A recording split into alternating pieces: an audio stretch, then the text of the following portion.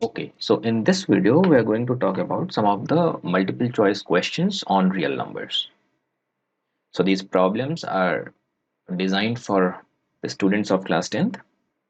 I'm going here to provide detailed solutions of these problems also. So the first problem is HCF of this number, and this number. So the number is actually given in the form of prime factors. We need to find the HCF of these two numbers. So the HCF of this, and this is, so four options are given. So what would be the HCF of these three numbers, which are in fact given in the form of factors? So we know that HCF, so basically we have got three numbers here, right? So HCF is what? So for that, first we need to find out all the common factors in these three numbers. So we can see that 2 is common in them, and 3 is also common. We can see 3 is also common here and here. 3 is present everywhere. And what about 5? 5 is in this, here also, and here also. The 5 is also common. The last numbers, which is 7, the last factor, which is 7, is only in the third number. It does not appear in these two numbers. Hence, 7 is not common factor of all the three numbers, right? So we have 2, 3, and 5 as common factors of all the three numbers. So to find the HCF, what we do is we take the lowest or the smallest power of common factors and then multiply them. So HCF is product of smallest powers of common prime factors, right? So what is the lowest power of 2? So 2 squared, 2 squared, 2 to the power 4. So 2 squared is the smallest power. 3 squared, 3 squared, and 3. So 3 to the power 1, right? So is the smallest one. The factor with smallest power. And 5 squared, 5 to the power 3. So 5 to the power 1 is the smallest one. The factor with smallest power. So just multiply all of them. So 4 times 3 times 5, right? So it will become 4 times 15, which is 60, right? So HCF of these three numbers will be 60. So C is the correct option for this problem. All right. अच्छा, इसे मुझे मैंने हिंदी में नहीं बात करी यहाँ पे. सो HCF फाइंड आउट करने के लिए इन तीन नंबर का हमें नंबर ना देके यहाँ पे क्या दे दिए गए हैं, नंबर के प्राइम फैक्टर्स दे दिए गए हैं. तो इन प्राइम फैक्टर्स को यूज करके HCF कैसे निकाला जाएगा? तो हमें पता है जो HCF निकालने का फॉर्मूला है वो क्या होता है कि जो भी प्राइम फैक्टर्स हैं, सॉरी, जो भी कॉमन प्राइम फैक्टर्स हैं, उन कॉमन प्राइम फैक्टर्स के लोएस्ट पावर के प्रोडक्ट को HCF कहा जाता है. तो इन सभी नंबर में अगर हम देखें तो 2 जो है वो तीनों में कॉमन है फैक्टर, है ना? और 2 का जो लोएस्ट पावर है वो क्या है? 2 स्क्वायर्ड. और ऐसे ही 3 भी जो है वो तीनों में ही कॉमन है, और 3 का जो लोएस्ट पावर क्या है वो 3 टू द पावर 1. और 5 भी तीनों में कॉमन है, और 5 का लोएस्ट पावर जो है वो 5 टू द पावर 1. तो वो जो लोएस्ट पावर वाले प्राइम फैक्टर्स हैं जो कि तीनों में कॉमन है, उनका प्रोडक्ट कर लेंगे तो हमें क्या मिल जाएगा? HCF मिल जाएगा. ठीक है, उन तीनों नंबर का. तो इस तरीके से हमने HCF फाइंड आउट कर लिया. चलिए अब हम अगला प्रॉब्लम करते हैं. सो द नेक्स्ट प्रॉब्लम क्या है? What is the largest number that divides 245 and 1029, leaving remainder 5 in each case? तो कोई एक नंबर है जो कि सबसे बड़ा नंबर है जो इन दोनों को जब डिवाइड करता है तो दोनों ही केस में, दोनों ही डिवीजन में 5 जो है वो रिमाइंडर आता है. ठीक है, इसको थोड़ा सा सोचना पड़ेगा. पहली बात तो कि कोई नंबर जो इन दोनों को डिवाइड कर रहा है, ठीक है, इसका मतलब, और दोनों में ही 5 रिमाइंडर आ रहा है, तो इसका मतलब अगर हम दोनों में से 5 हटा दें तो वो नंबर है, अगर हम 245 में से 5 सब्ट्रैक्ट कर दें और 1029 में से 5 को सब्ट्रैक्ट कर दें, है ना, यानी 240 और 1024 है ना, ये दो नंबर हमें मिल जाएंगे। इसका मतलब ये है कि ये जो दोनों नंबर हैं ये उस नंबर से कंप्लीटली डिविजिबल हैं, वो जो भी लार्जेस्ट नंबर है। बात समझ में आई?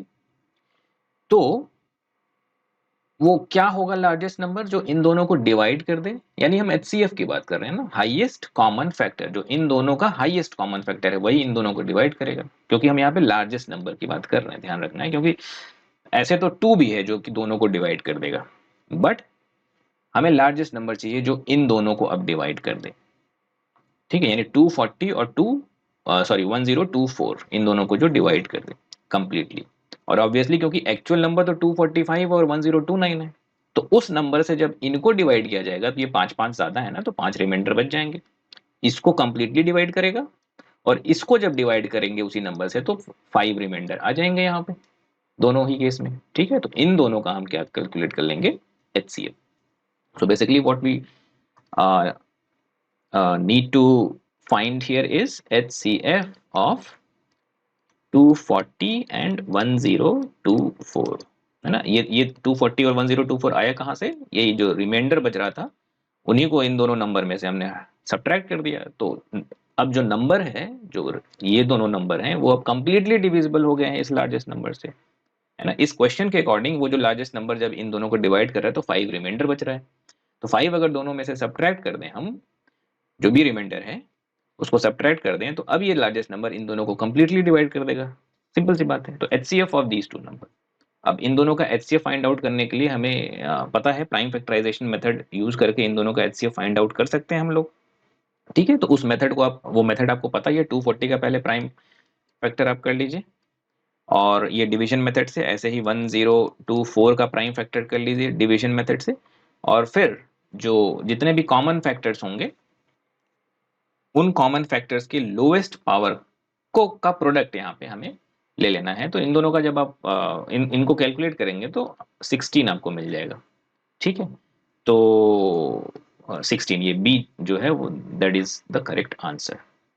ठीक, इसको आई होप कि ये वाला पार्ट आप कर सकते हो, ये बहुत ही बेसिक चीज़ है, और ये हमने अपने जो जो नॉर्मल जो लेक्चर्स हैं, you can go and visit those previous lectures where I have discussed this in detail, right? तो 16 आ गया इनका HCF। ठीक है, okay, so what is this problem? If the HCF of 85 and 153 is expressible in the form of 85n minus 153, then the value of n is, so we need to find the value of this n, right? तो options दिए गए हैं, देखते हैं कि क्या आएगा value इसका। तो कैसे सॉल्व किया जाएगा, पहले तो एचसीएफ फाइंड आउट कर लेते हैं, और एचसीएफ ऑलरेडी हमें ये दिया गया, इन दोनों का एचसीएफ एन के फॉर्म में ऐसे दिया गया है, और एक्चुअल एचसीएफ तो हम लोग फाइंड आउट कर ही सकते हैं यूजिंग प्राइम फैक्टराइजेशन मेथड। तो एचसीएफ ऑफ 85 एंड 153, ये क्या हो जाएगा, तो 85 के प्राइम फैक्टर्स क्या हो जाएंगे, 85 के prime factors 5 and 17, so 5 times 17, and similarly 153 के प्राइम फैक्टर्स भी हम फाइंड आउट कर लें, ये जो दूसरा नंबर है, तो 153 के प्राइम फैक्टर्स आप डिवीजन मेथड यूज करके फाइंड आउट करो, तो 3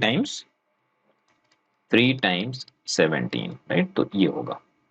अच्छा, इनमें कॉमन एचसीएफ क्या होता है, जो कॉमन फैक्टर्स हैं उनका स्मॉलेस्ट या लोएस्ट पावर का प्रोडक्ट।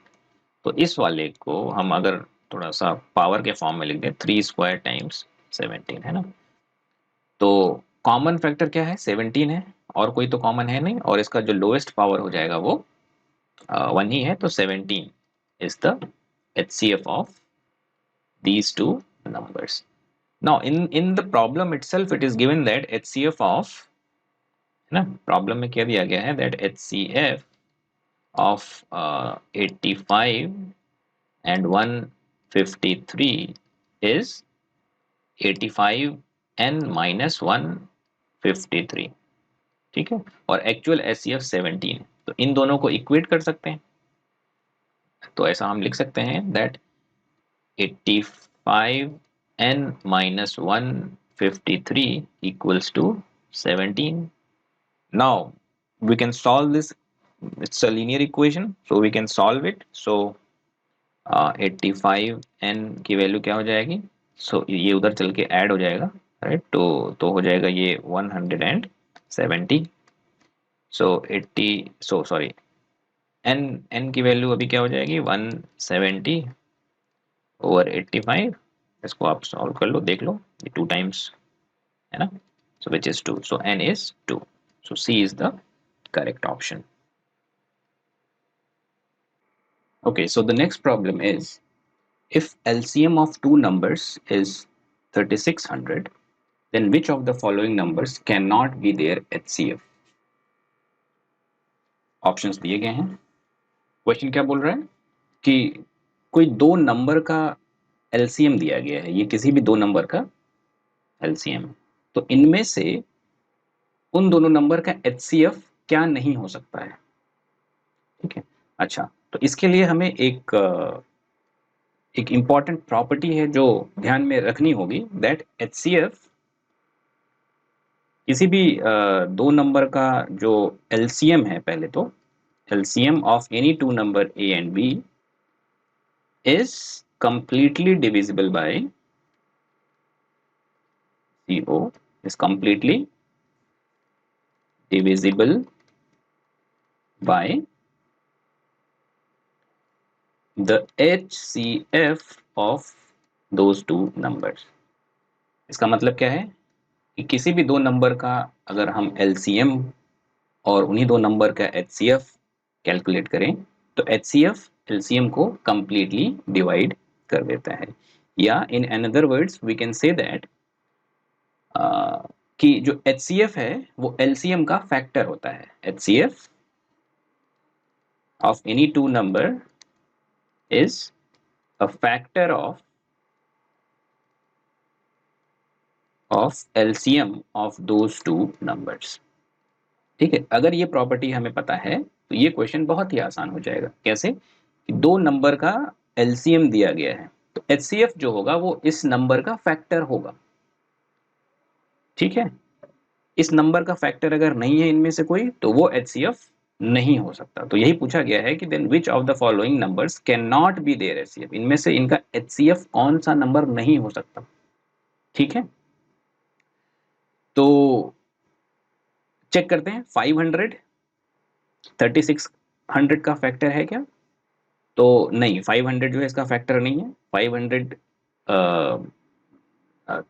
3600 जो है वो 500 से कंप्लीटली डिविजिबल नहीं होगा. 600 जो है इसका फैक्टर है. 400 भी इसका फैक्टर है ना 3600 का. और 150 भी 3600 का फैक्टर है. 150 टाइम्स 24 करेंगे तो 3600 हमें मिलता है. ठीक है, तो 500 ही है जो कि फैक्टर नहीं है इस नंबर का, तो इसलिए 500 जो है वो कभी भी इसका HCF नहीं हो सकता. इनमें से ये नंबर्स HCF हो सकते हैं. HCF हैं कि नहीं ये हमें नहीं पता, बट हो सकते हैं क्योंकि ये इनके फैक्टर्स LCM के फैक्टर्स हैं. बट ये तो फैक्टर ही नहीं है, तो ये कभी भी HCF नहीं हो सकता. तो प्रॉब्लम समझ लीजिएगा कि ये पूछा गया है कि इनमें से कौन सा नंबर HCF नहीं हो सकता. तो 500 नहीं हो सकता. क्यों? क्योंकि 500 जो है वो इस LCM का फैक्टर नहीं है. तो ये प्रॉपर्टी हम ध्यान रखेंगे. इन्हीं प्रॉपर्टी की बेसिस पे इस प्रॉब्लम को सॉल्व किया गया है. ठीक है, तो चलिए अब हम नेक्स्ट प्रॉब्लम देखते हैं. Okay, so the next problem is, the smallest number which when divided by 17, 23 and 29 leaves a remainder 11 in each case. ठीक है, बहुत ही इंटरेस्टिंग प्रॉब्लम है ये. तो इनमें से वो कौन सा स्मॉलेस्ट नंबर है जो कि इन तीनों से जब डिवाइड किया जाए तो 11 जो है वो हर बार रिमाइंडर बच जाए.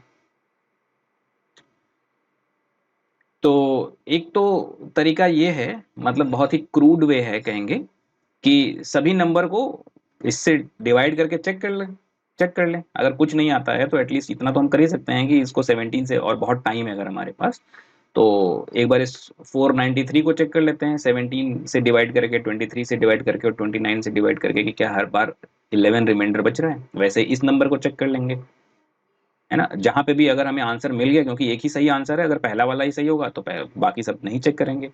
अगर पहले दूसरा भी सही नहीं होगा तो तीसरे पे जाएंगे, तीसरा भी नहीं सही आता है तो तब चौथा वाला ऑप्शन चेक करेंगे। ये तो बहुत क्रूड वे हो गया, इस तरीके से हम एग्जामिनेशन में सॉल्व नहीं करने वाले हैं, क्योंकि ये बहुत ही टाइम कंज्यूमिंग टास्क हो जाएगा। इन केस अगर थर्ड वाला है, सॉरी इन केस अगर फोर्थ वाला है, तो इन तीनों को हमें डिवाइड करके पहले चेक करना पड़ेगा, और फिर इतना टाइम पूरा वेस्ट हो गया, और फिर फोर्थ को फिर से सभी से डिवाइड करोगे, तब आप फाइनली फाइंड आउट कर पाओगे कि हाँ ये वाला सही आंसर है ना, सही ऑप्शन है।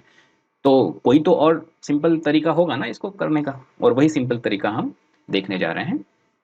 अच्छा, ये सारे प्रॉब्लम्स यहाँ पे हम एमसीक्यू के तरीके से सॉल्व कर रहे हैं, यही सारे प्रॉब्लम्स ये नॉर्मल प्रॉब्लम्स के तरीके से भी आ सकते हैं, है ना। नॉन एमसीक्यूज वाले जो प्रॉब्लम्स हैं उनमें भी इन क्वेश्चंस को पूछा जा सकता है, तो वहाँ पे फिर आपको स्टेप बाय स्टेप सॉल्व करना पड़ेगा। ठीक है, इसीलिए हम बहुत ही डिटेल में समझा रहे हैं कि इसको करना कैसे है, सोचना कैसे है इन प्रॉब्लम्स को, और प्रोसीड कैसे करना है। ठीक है, फिर से देखते हैं।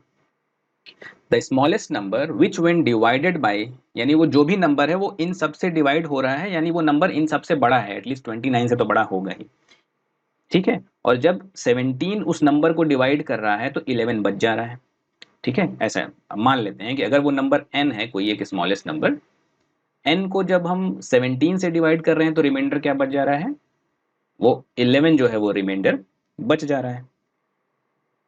ठीक है, 23 को जब डिवाइड कर रहे हैं तो भी 11 रिमाइंडर बच जा रहा है। सॉरी, 23 से जब हम n को डिवाइड कर रहे हैं ना, n को जब 17 से डिवाइड कर रहे हैं तो रिमाइंडर क्या आ रहा है, 11। n को जब हम 23 से डिवाइड कर रहे हैं तो रिमाइंडर 11, है ना। और इसी n को जब हम 29 से डिवाइड कर रहे हैं तो रिमाइंडर क्या आ रहा है, 11। यानी अगर n में से हम 11 को माइनस कर दें और फिर 17 से डिवाइड करें तो रिमाइंडर कुछ बचेगा क्या, नहीं, क्योंकि यही 11 तो एक्स्ट्रा था, उतना हटा दिया हमने। अब ये कंप्लीटली डिविजिबल हो जाएगा, रिमाइंडर 0 आ जाएगा, है ना। यानी 17 अब इसका फैक्टर हो चुका है। इसमें से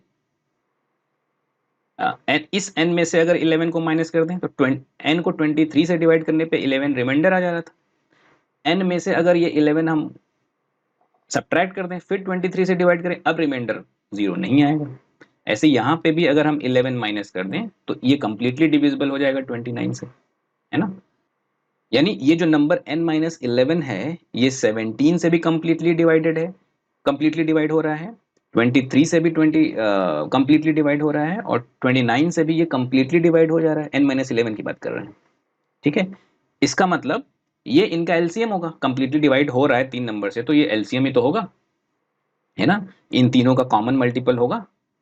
ठीक है, लोएस्ट कॉमन मल्टीपल हम ये जो n माइनस 11 है ये होगा। तो 17, 23 और 29 का अगर हम एलसीएम निकाल दें तो वो n माइनस 11 के इक्वल ही होगा। ये एलसीएम ही तो है इन तीनों का, क्योंकि तीनों से डिवाइड हो जा रहे हैं। ठीक है, तो बेसिकली हमें यहाँ पे इसको कैसे प्रोसीड करना है, आई होप ये जो मैंने समझाया ये बात समझ में आ गई होगी कि n, अगर ये जो स्मॉलेस्ट नंबर है ये n मान लें इसको, ठीक है, तो 17 से जब n को डिवाइड कर रहे हैं रिमाइंडर 11 बच रहा है, यानी कि 11 एक्स्ट्रा है इसमें। अगर उस 11 को हटा दें अब 17 से डिवाइड करें तो रिमाइंडर अब 0 बचेगा, है ना। ये रिमाइंडर है, ध्यान रखना है, ये आंसर नहीं है, ये रिमाइंडर है 0।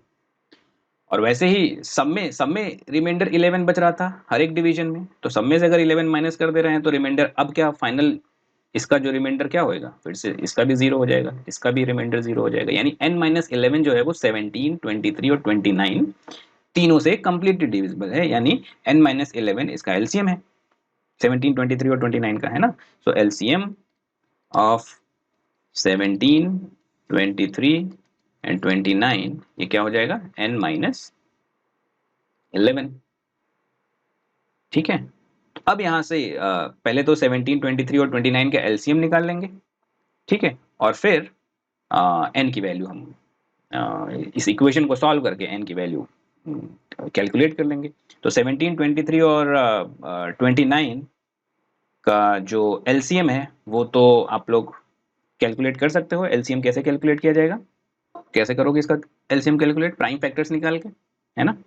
और देख के 17 तो प्राइम नंबर ही है, 23 भी प्राइम नंबर है और 29 ये भी प्राइम नंबर है, तो तीनों ही जो है वो प्राइम नंबर्स हैं, तो इनका एलसीएम कैसे निकाला जाएगा? इनके प्राइम फैक्टर्स तो यही होंगे ना, 17 का करोगे तो 17 टाइम्स 1, 23 का करेंगे 23 टाइम्स 1 और 29 करेंगे का फैक्टर प्राइम फैक्टर देखोगे तो 29 टाइम्स 1 यानी 29 ही आएगा।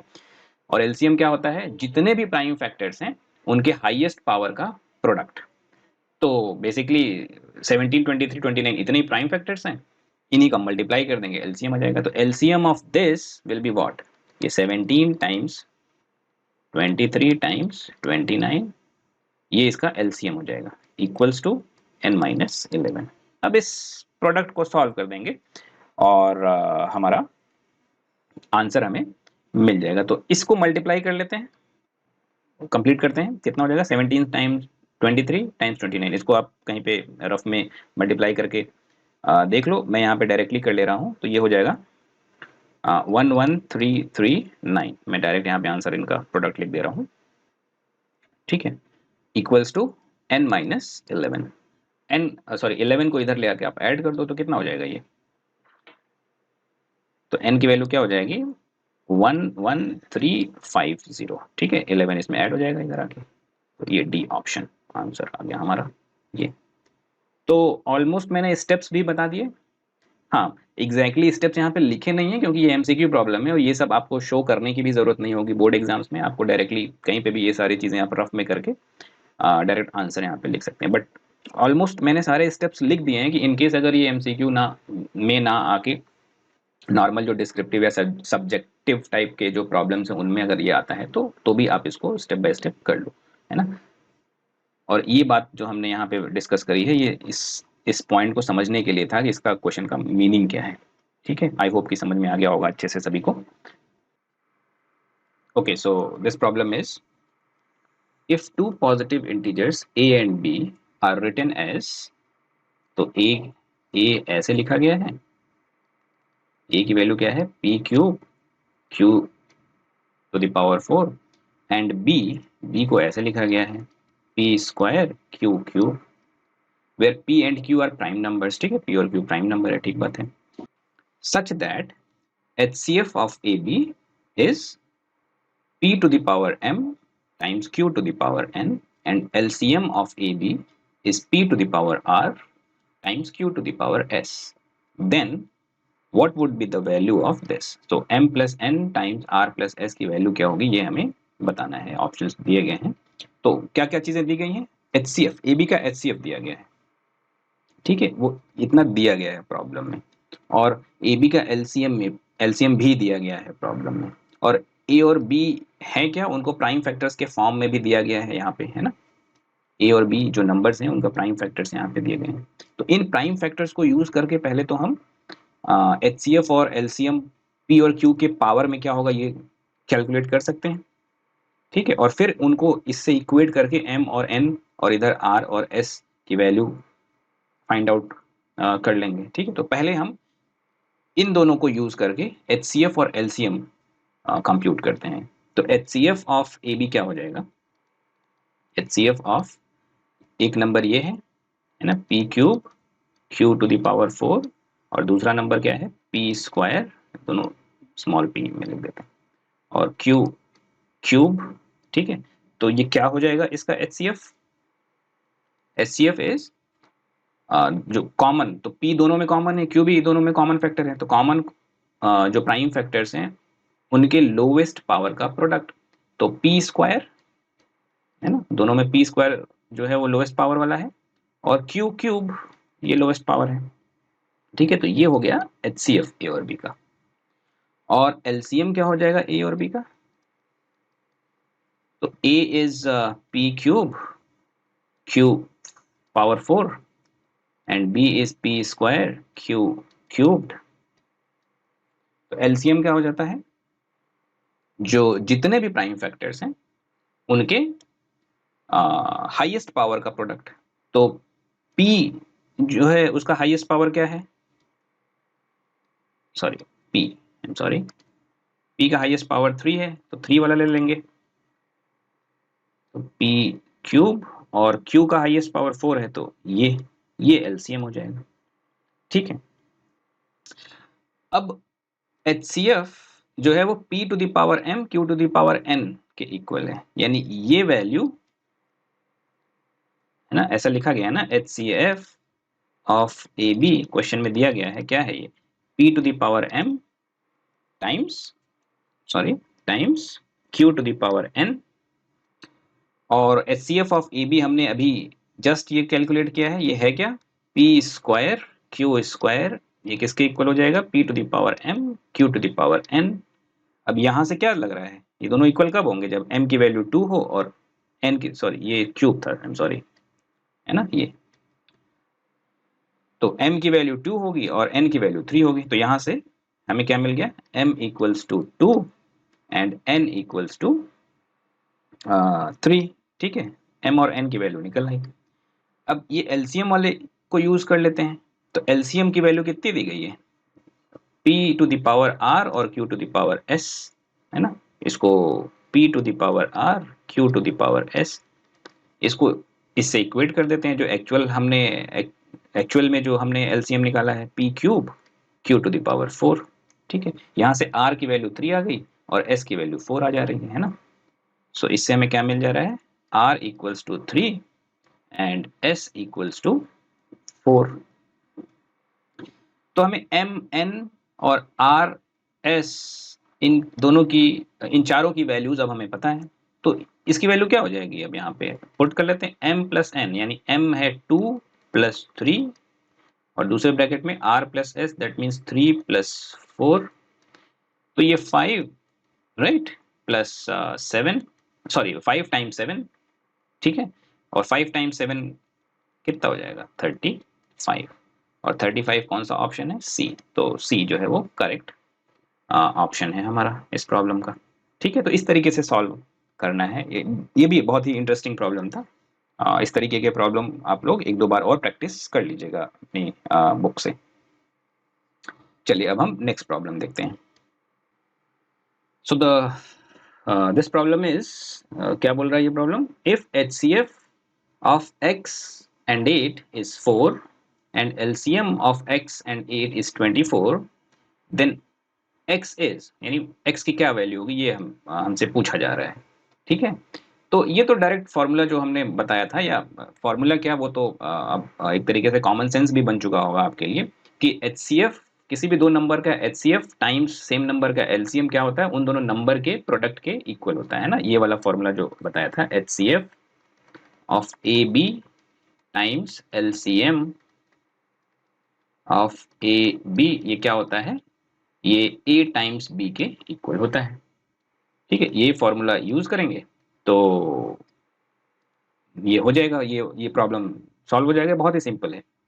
तो यहाँ पे क्या दिया गया है, इसका मतलब क्या है, HCF of x8, sorry x8, HCF actually इसका 4 है ना, तो बट x और 8 का HCF times LCM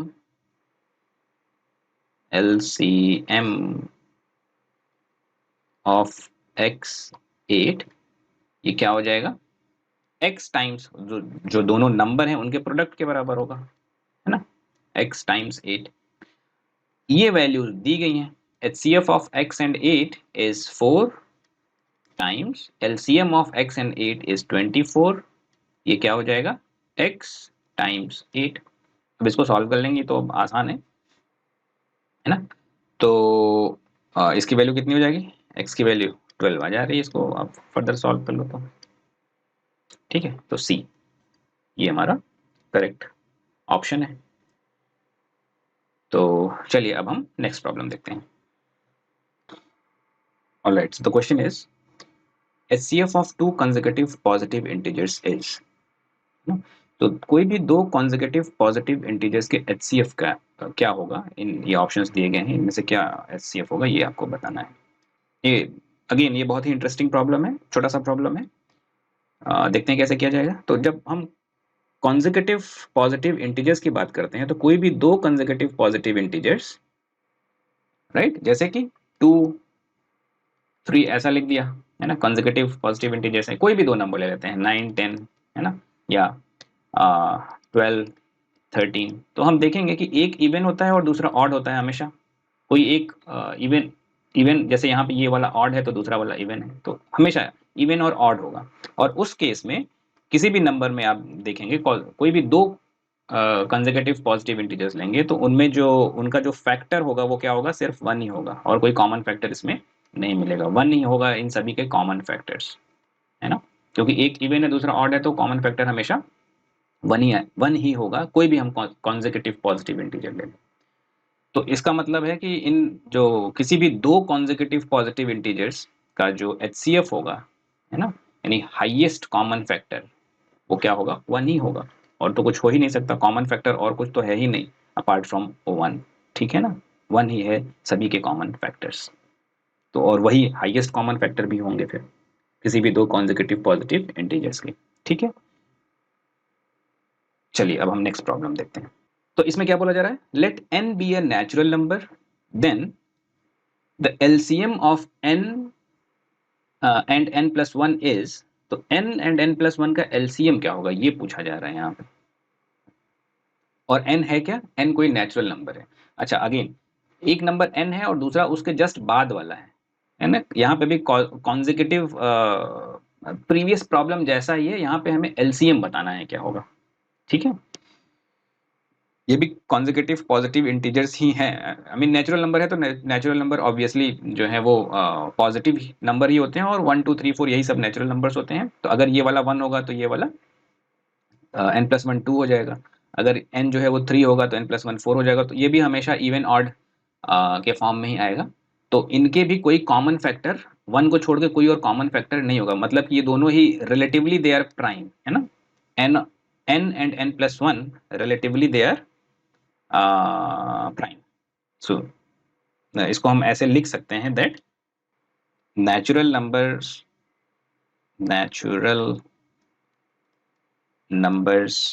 n and n plus 1 are relatively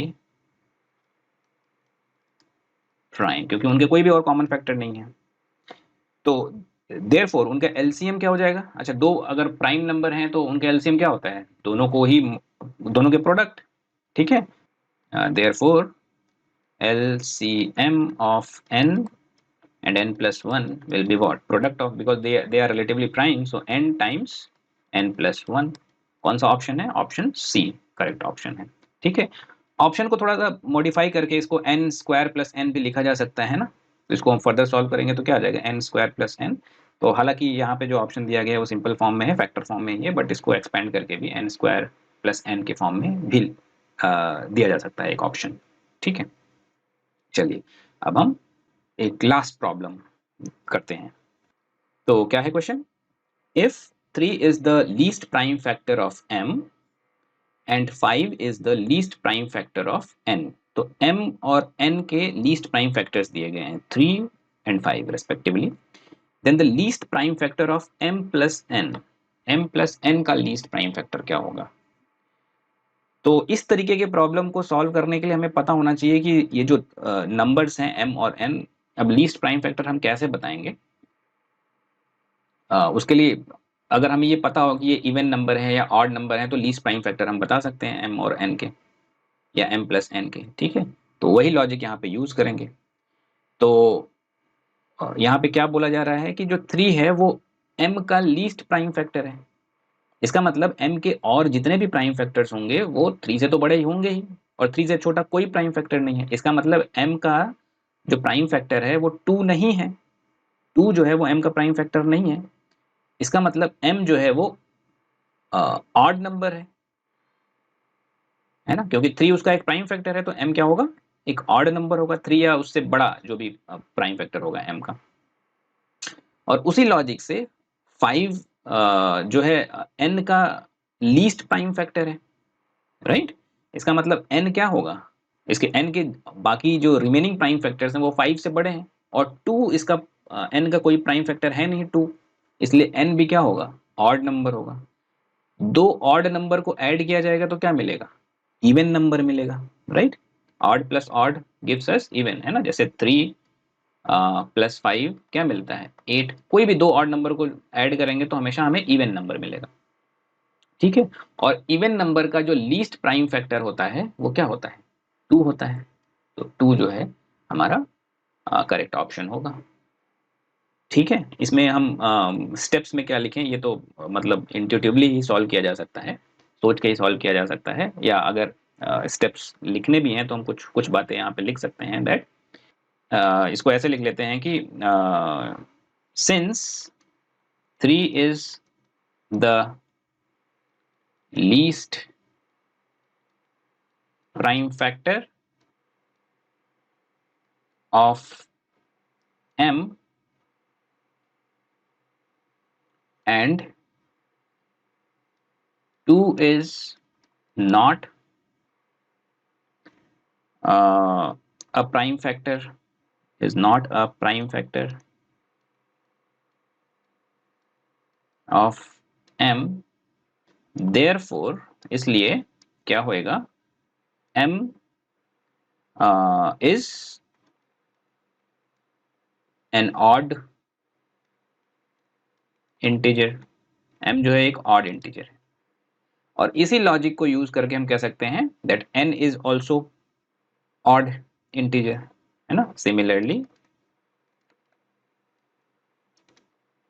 n is also an odd integer,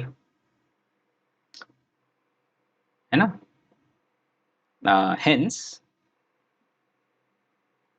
or therefore m plus n, that means sum of two odd integers, हमें क्या देगा, it will give us even integer,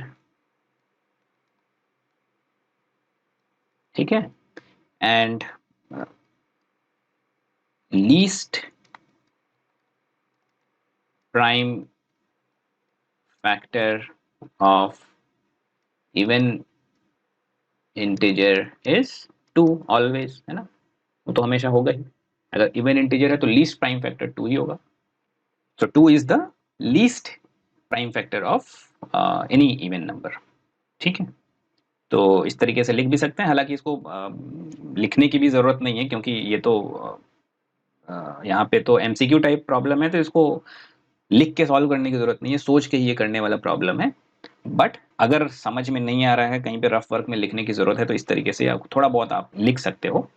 चलिए, तो ये सारे MCQs हमने discuss किए, सारे एमसीक्यूज बड़े ही इंटरेस्टिंग थे, बड़े ही इम्पॉर्टेंट भी हैं एमसीक्यूज, और इनको आप लोग प्रैक्टिस करिएगा, और भी इस तरीके के एमसीक्यूज प्रैक्टिस करिएगा, और अगर ज़रूरत पड़ेगी अगर आप लोग हमें बोलेंगे तो हम और भी इस तरीके के ढेर सारे एमसीक्यूज आपके साथ डिस्कस करेंगे। हालांकि मेरा इंटेंशन अभी के लिए फ़िलहाल इतना ही है कि एटलीस्ट इन एमसीक्यूज को आप एक बार ज़रूर सॉल्व कर लीजिए, इतने टाइप के एमसीक्यू जितने हमने यहाँ पे डिस्कस किए हुए हैं, ठीक है। खुद से भी कोशिश करिएगा, फिर जैसे ही आगे एग्जाम पास में आएंगे तो इस तरीके के प्रॉब्लम्स हम और सॉल्व करेंगे, बोर्ड एग्जाम जब जैसे ही पास में आने लगेंगे। चलिए, थैंक यू।